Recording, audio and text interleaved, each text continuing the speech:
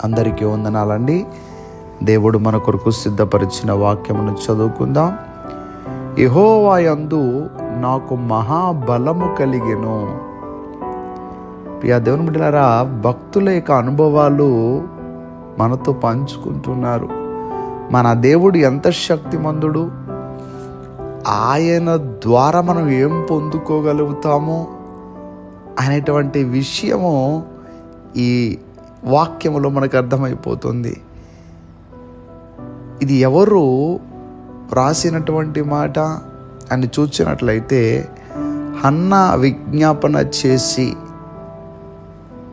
ఇలాగ నేను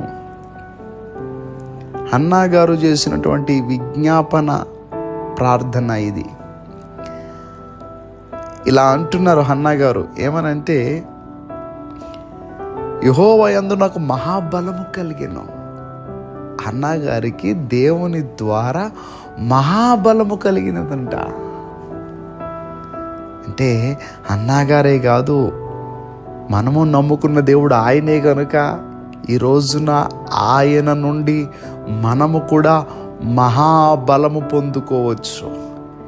ఈ ఉదయకాల సమయంలో నీవు ఏ బలహీనతలో ఉన్నావో, ఏ అవసరములో ఉన్నావో, నీ దేవుని యందు నువ్వు ఆధారపడినట్లయితే, ఆయన పైన నువ్వు ఆనుకున్నట్లయితే, ఆయన నీకు మహాబలము కలుగజేస్తారు. ప్రియ దేవుని బిడ్డలారా, ఏ సందర్భాన్ని బట్టి హన్నా గారు ఇలా ప్రార్థన చేస్తూ ఉన్నారు? ఆమెకు సంతానము లేదు. సంతానము లేనటువంటి కారణము చేత అనేక మాటలు ఆమె పడాల్సి వస్తుంది. హృదయములో ఒక వేదన ఉండిపోయింది. అయ్యో, నాకు సంతానము లేదు, నాకు పిల్లలు లేరు,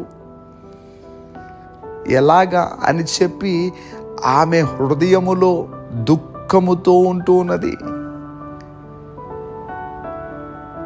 ఎంత తీసుకుందామన్నా బాధపోవటం లేదు.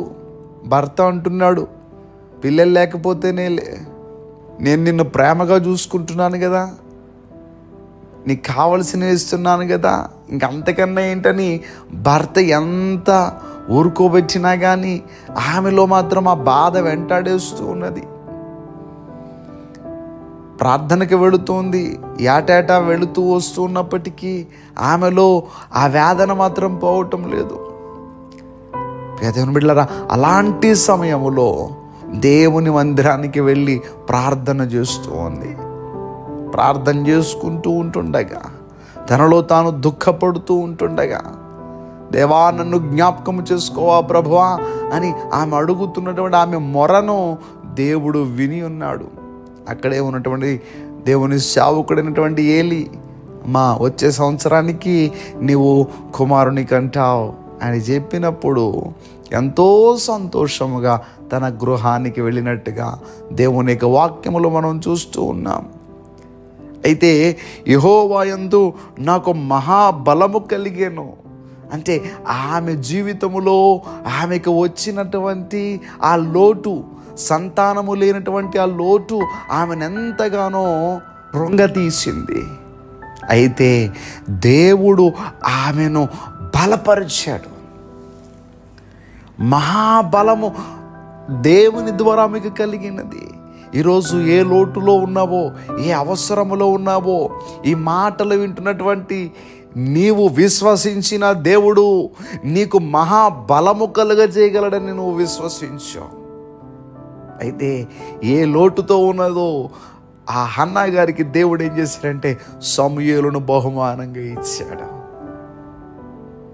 ఆ సందర్భములో ప్రార్థన చేస్తూ దేవుడు నాకు మహాబలము కలుగజేశాడని, సంతోషం కలిగిందని వారు చెప్తున్నట్టుగా వాక్యంలో చూస్తున్నాం. కనుక ప్రియ దేవుని బిడ్డలారా, ఈ మాటలు వింటున్నటువంటి నీవు, నీ పరిస్థితి ఆయనకు తెలుసు. దేవుడు నిన్ను బలపరచగలిగిన దేవుడు. మామూలు బలము కాదండి, మహాబలము కలుగజేసే దేవుడు. హన్నా గారు జీవితంలో దేవుడు ఆ మహాబలము కలుగజేసినట్లుగా ఈ మాటలు వింటున్నటువంటి మీ అందరి జీవితంలో మహాబలము దేవుని నుండి మీరు అందరూ పొందుకుందురుగాక.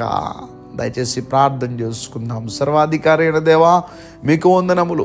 ఈ మాటలు వింటున్నటువంటి బిడ్డలందరినీ జ్ఞాపకం చేసుకొని, ఎవరు ఏ అవసరములో ఉన్నారు, లోటులో ఉన్నారు, ఇబ్బందులో ఉన్నారు తండ్రి ఎరిగిన దేవుడు, మానసికంగా కృంగిపోయినటువంటి వారిని మీ మహాబలం ఇచ్చి లేవనెత్తే దేవుడవు గనుక నీ బిడలను మీరు ఆదరించి బలపరిచి నీ బిడలు చేయి పట్టుకుని మీరు నడిపించమని యేసుక్రీస్తు వారి యొక్క నామం పేరట అడిగి వేడుకుంటూ ఉన్నాం మా పరమ తండ్రి.